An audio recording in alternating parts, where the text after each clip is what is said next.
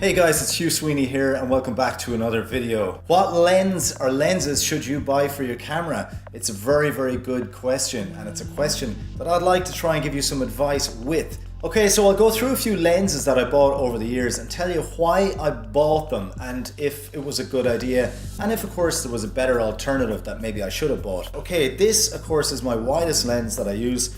It's known as the T3, but this is the Tokina 2.8 11-16 lens, which is a cine version of their famous 2.8 11-16 lens. So this is a crop sensor lens, which means it's designed for APS-C size sensors. Beautifully made, it's very strong, it's quite heavy, and it's got these 3 different cogwheels built into it. You can literally just mount this on your camera with the focus puller straight away, which is very handy. The best thing about this lens is manual declicked aperture. You know, you could be shooting from a bright aperture into a dark aperture and give it a nice smooth change, and you expose beautifully.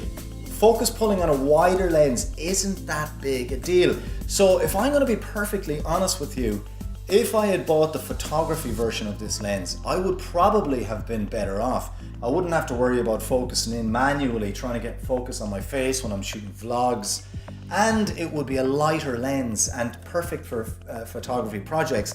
I recently used this on a photography job. Usually I'm pretty accurate with judging where my focus is, but I got it wrong and I took a load of wide angle shots and they were out of focus, and it really pissed me off. And if it was the photography version that I had, I would have been better off. If you want to do something like interior photography or even landscape photography, super wide angle stuff, an 8-16 Sigma might be a better choice.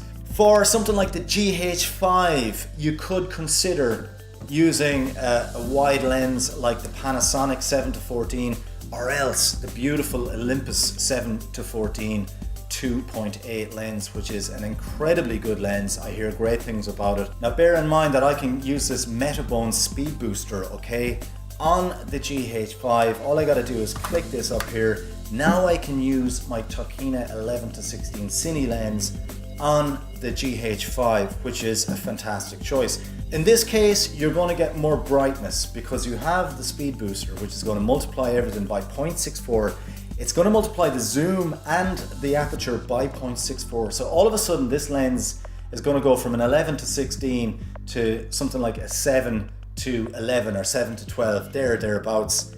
And it's going to be also brighter as well. It's going to go from 2.8 down to like 1.8, 1.9 in terms of aperture. The beauty of these GH5 cameras is that the lenses are smaller because you have a much smaller sensor. The sensor is literally 1/4 the size of the sensor in a full frame camera, and a much smaller sensor means a much smaller lens package. So this is getting quite big and heavy and cumbersome, and using this on something like a gimbal is very difficult. I would personally be much better off with having either the Panasonic or the Olympus 7-14. If you own a lot of Canon glass, you could look at just getting the speed booster and not investing in Panasonic lenses, because you are going to brighten up a lot of your lenses. A lot of these Panasonic lenses, they come in at f4, and with the sensor size being so small, you're sort of doubling that aperture. So all of a sudden an f4 lens on a GH5 is a bit like an f8 lens on a full frame in terms of depth of field and brightness, so just bear that in mind. Other good lenses out there, wide angle lenses for videography. If you're shooting on the Panasonic, there's a lens by a company called Vaidra. It's a 12mm 2.2 lens. That's a relatively fast lens. So Vaidra 12mm would be a pretty awesome lens. It's not going to be a zoom lens, but it looks pretty cool, and I think you're going to get good cinematic filmic results with that. Also, things like the Panasonic 8-18mm lens.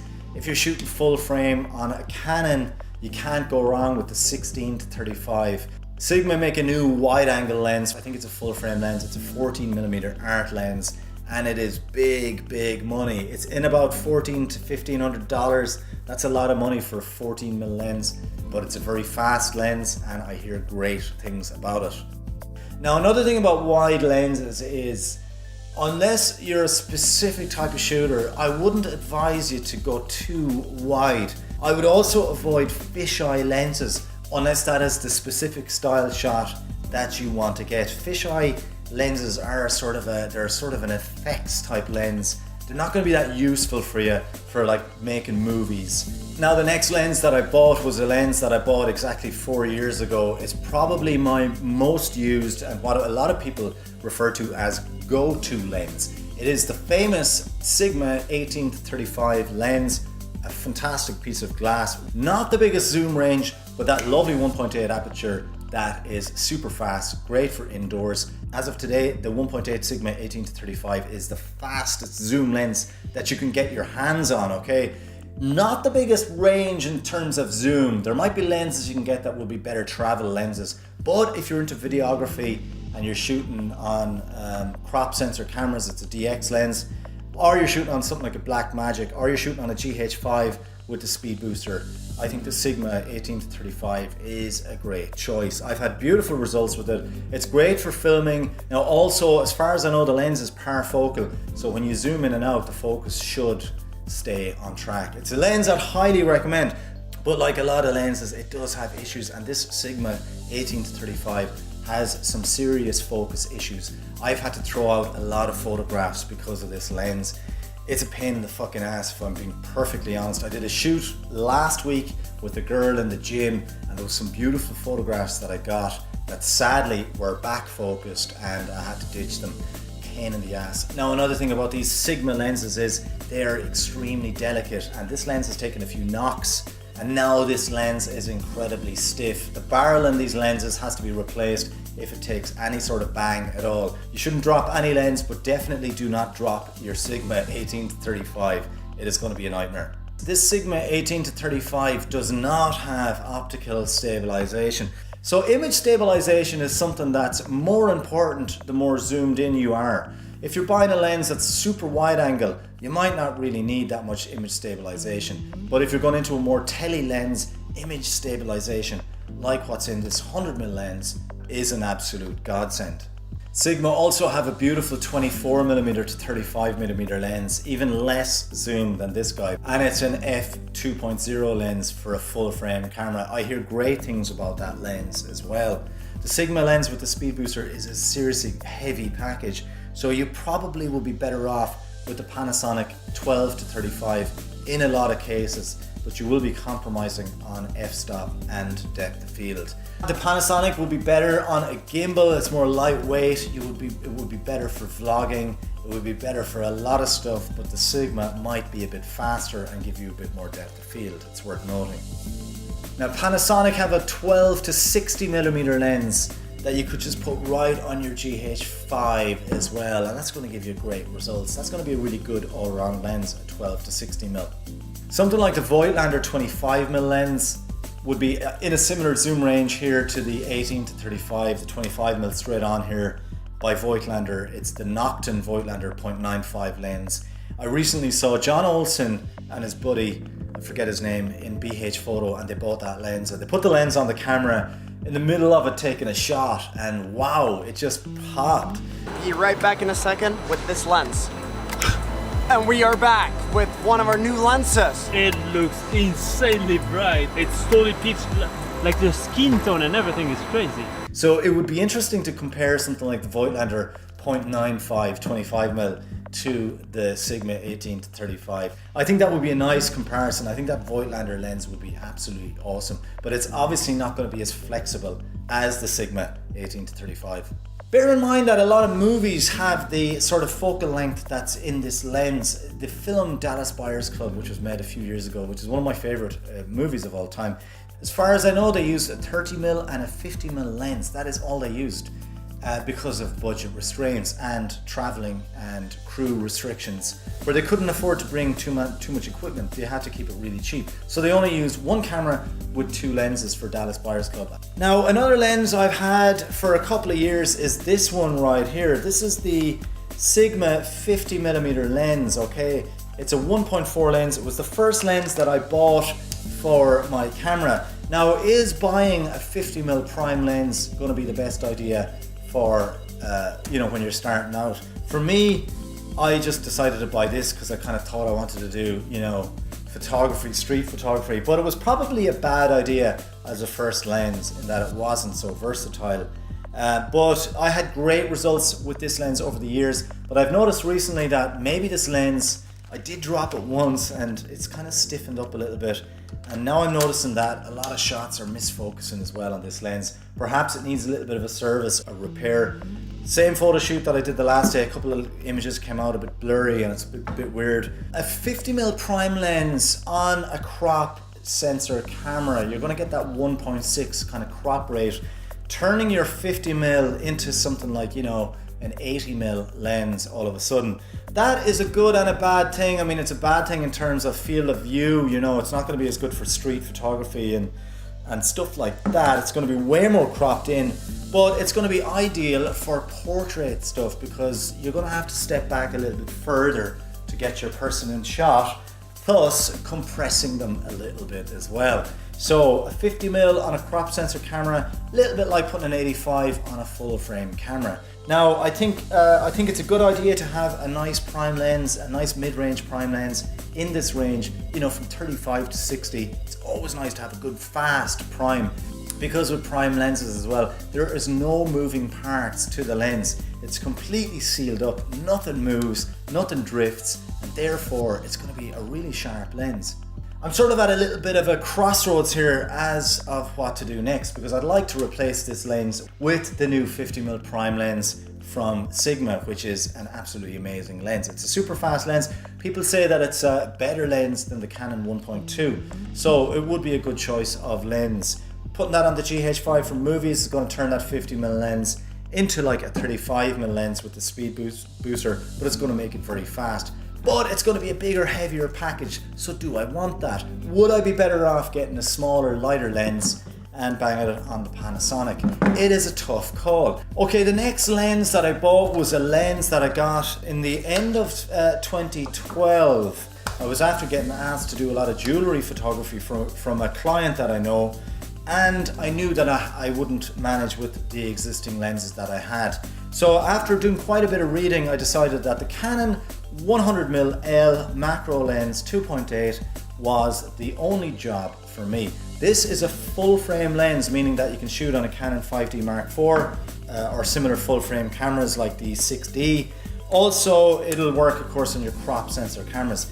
If you're shooting on a full frame camera, you also could consider getting a 160mm version of this, and the 160mm version on a full frame would give you very similar results to this one on the Canon crop cameras. It'll mean that you don't have to go in so close, you can come a little bit further back, and it could be that perfect range. So bear in mind, 160 on the full frame cameras could be pretty good. So that is my advice. Beautiful lens for filming as well. It's got the most delightful bokeh. It's a super sharp lens for portraits, super sharp lens for any type of shot. I absolutely love this lens. The optical stabilization in this lens was a new type of stabilization that Canon came out with when they made this lens, and it's absolutely brilliant. I've had this lens for 5 years and it's worked.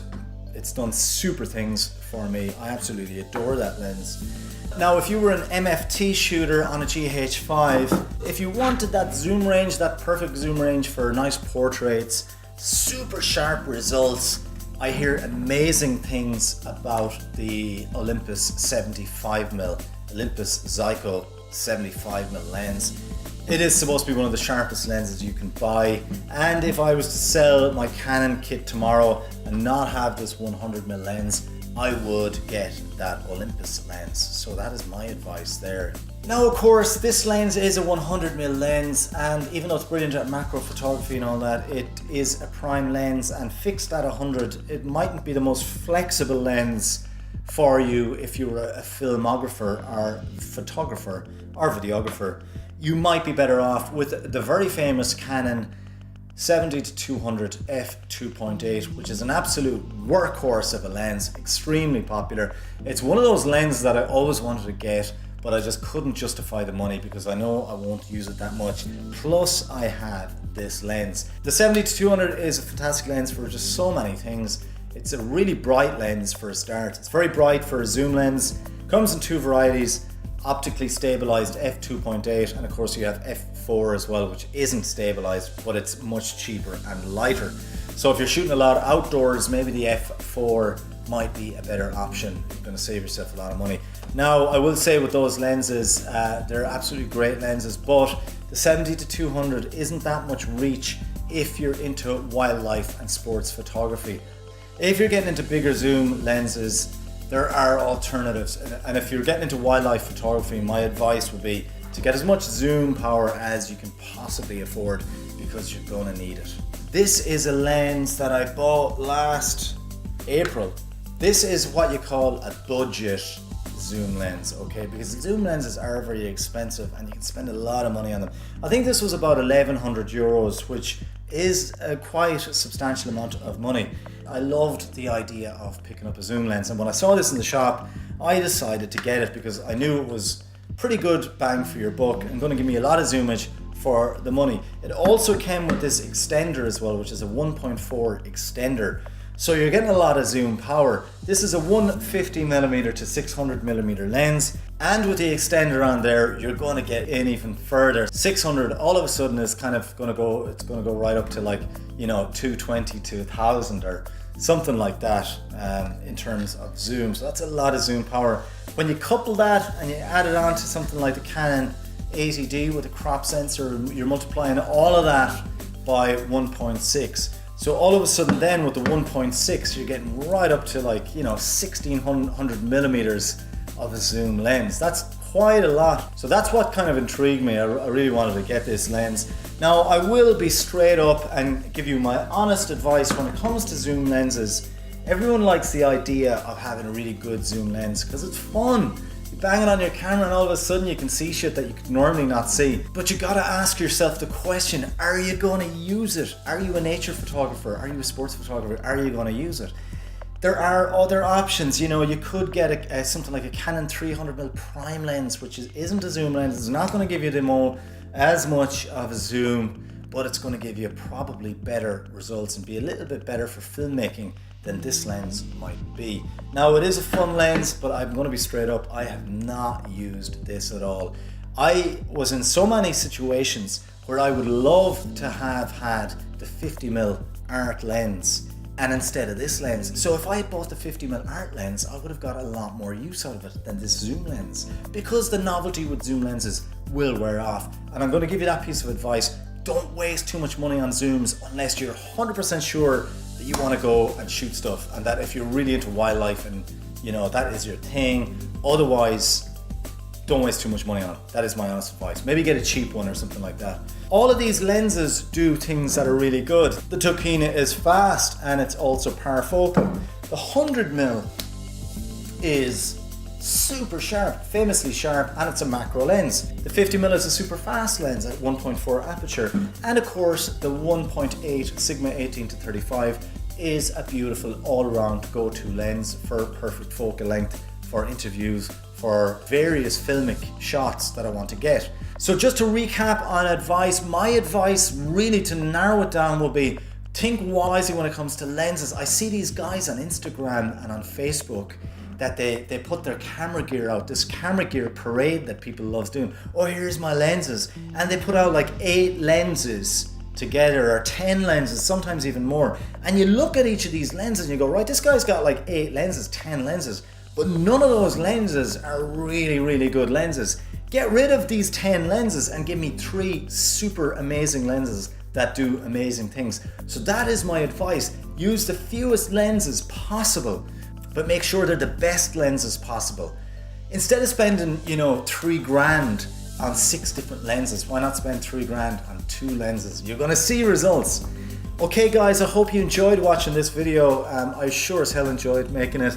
I'm so grateful to you guys for subscribing to my channel. I've just passed 5,000 subscribers recently, and whilst it's not huge numbers in comparison to the McKinnons and the Casey Neistats out there, for me it's good, and I'm very glad that you subscribed. It means a lot, and I'm going to continue to make videos here for this YouTube channel because I absolutely love making these videos. Thanks again for watching. Check me out on the socials as well. Social media, of course, Facebook, Hugh Sweeney Filmmaker, and on Instagram, Hugh Makes Films. I'm going to have another video up very, very soon, and until then, it's bye for now and take care.